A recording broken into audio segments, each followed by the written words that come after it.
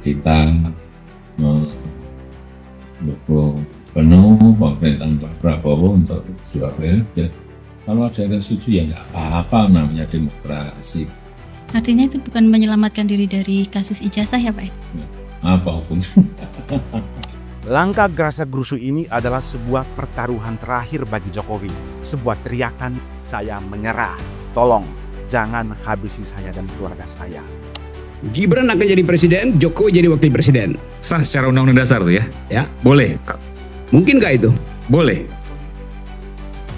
Boleh. Nggak ada masalah, oke. Masalah, karena nggak ada masalah, saya bikin prediksi itu.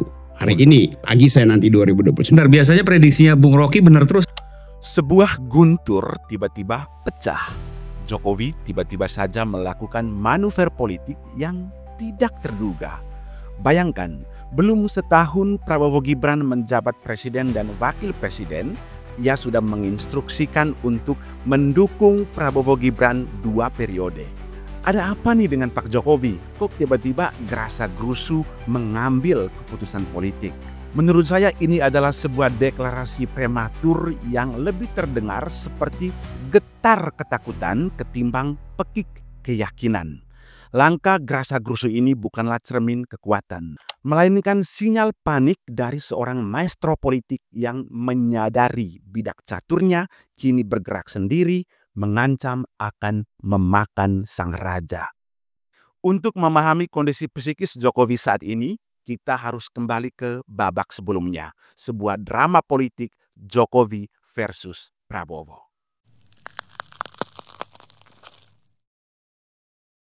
Menjelang Pilpres 2024, panggung politik adalah milik Jokowi sepenuhnya. Hegemoninya terasa sangat absolut kala itu. Di seberang panggung berdiri Prabowo Subianto, seorang jenderal tua yang dengan luka 2 kekalahan telak dan keduanya kalah di tangan Jokowi. Keinginan Prabowo untuk meraih kursi presiden kala itu adalah sebuah obsesi dan kita mengakuinya. Namun posisinya sangat rapuh dan lemah, apalagi ada pengalaman traumatik kalah 2 kali dari Jokowi. Kala itu Prabowo berulang kali mengirim sinyal bahwa tanpa restu dan mesin politik Jokowi, ia tidak akan maju pada Pilpres tahun 2024. Disinilah Jokowi, sang politisi ulung kala itu, melihat sebuah celah, sebuah kelemahan yang bisa dieksploitasi menjadi kekuatan. Hubungannya dengan PDIP kala itu, partai yang membesarkannya, sudah berada di ujung tanduk. Bayang-bayang masa pensiun tanpa perlindungan politik menjadi hantu yang menakutkan bagi Jokowi. Ketakutan terbesarnya adalah warisan dan program-program strategisnya, terutama IKN, akan dibongkar jika Ganjar Mahfud yang diusung PDIP memenangkan kontestasi.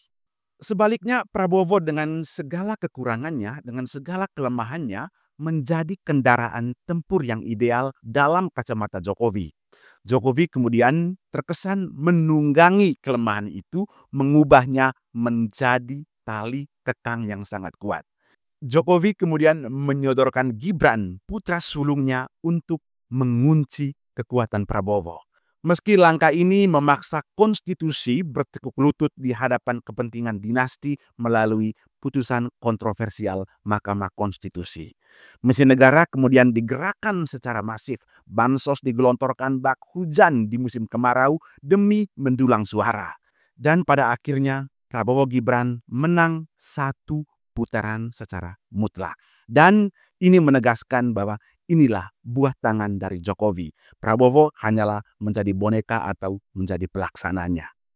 Setelah kemenangan diraih, kontrol Jokowi di dalam kabinet pun semakin dikuatkan, semakin ditebalkan. Kabinet diisi oleh orang-orang Jokowi yang kemudian dikenal sebagai geng Solo. Mereka adalah mata, telinga, tangan, dan kaki Jokowi di dalam Istana Baru. Prabowo dalam 3 bulan pertama kekuasaannya tampak terkunci oleh lingkaran ini. Bahkan usahanya untuk berkonsiliasi dengan Megawati Soekarno Putri selalu menemui jalan buntu kala itu. Diduga kuat ini terjadi karena sabotase dari dalam oleh loyalis Jokowi yang takut akan kembalinya pengaruh PDI Perjuangan. Ya, meski semuanya kita tahu bahwa pada akhirnya Prabowo dan Megawati bertemu secara diam-diam. Namun dalam intrik kekuasaan tak ada yang abadi. Prabowo yang selama ini memainkan peran sebagai murid yang patuh. Bahkan dalam beberapa kesempatan Prabowo mengakui Jokowi itu sebagai gurunya. Sesungguhnya Prabowo adalah seorang ahli strategi perang. Ia membiarkan lawannya merasa senang, membiarkan mereka lengah dalam euforia kekuasaan. Sun Tzu dalam bukunya The Art of War pernah menuliskan, tampillah lemah saat kau kuat dan kuat saat kau lemah. Inilah taktik yang dijalankan oleh Prabowo dengan kesabaran, namun itu sangat mematikan dan teruji keampuhannya. Titik balik itu pun datang secara senyap. Namun dampaknya sangat mengguncang kekuasaan. Satu persatu pion-pion Jokowi mulai disingkirkan dari papan catur kekuasaan. Reshuffle kabinet yang terjadi beberapa kali bukanlah perombakan biasa, melainkan operasi senyap untuk memotong kaki tangan dan pengaruh Jokowi di dalam lingkaran istana. Menteri-menteri dari geng Solo digeser ke posisi yang kurang strategis atau bahkan didepak sama sekali. Posisi mereka kemudian digantikan oleh orang-orang yang loyalitasnya hanya satu dan tegak lurus kepada Prabowo Subianto. Dominasi TNI di lingkaran kekuasaan juga ikut menguat, sementara pengaruh Polri yang selama ini dicap sebagai partai coklat pendukung setia Jokowi mulai meredup. Serangan itu tak hanya menyasar lingkaran menteri, simpul-simpul kekuatan Jokowi juga diobrak-abrik. Gibran Rakabuming Raka misalnya, sang putra mahkota mulai terpinggirkan. Kehadirannya dalam rapat-rapat penting dan genting di istana menjadi semakin langka. Gibran yang dulu menjadi simbol aliansi kini menjadi pajangan yang terisolasi. Lalu Bobi Nasution, sang mantu Jokowi mulai ditandai bahkan menjadi target KPK. Isu-isu hukum seputar kekuasaannya di Sumatera Utara mulai pelan-pelan dibuka. Dan yang terakhir adalah relawan ikut diobrak-abrik yang menjadi ujung tombak militansi Jokowi. Pertama dilumpuhkannya Budi Ari, sang ketua umum pro Jokowi atau projo dari menteri strategis. Ia bahkan dibiarkan keluar dari istana dengan dibayang-bayangi dan dihantui oleh kasus judi online. Lalu ada Noel Ebenezer dari Jokowi Mania yang diciduk oleh KPK. Ada juga Sylvester Matutina yang kini tak tahu lagi di mana rimbanya karena publik menuntut agar Jaksa Agung menangkapnya. Ia sendiri sudah divonis selama 1,5 tahun penjara.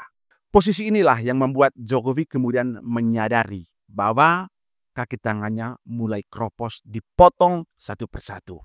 Ia tidak lagi mengendalikan pemerintahan.